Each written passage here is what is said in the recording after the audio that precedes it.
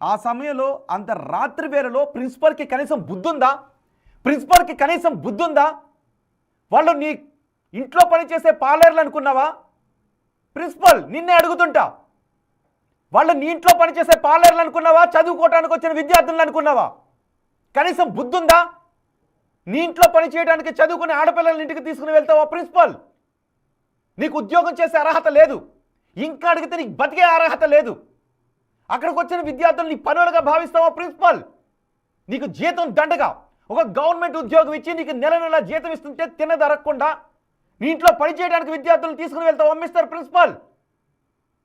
తీసుకుని వెళ్ళి నీ మానానికి వాళ్ళ మానానికి వాళ్ళు వదిలేస్తావా?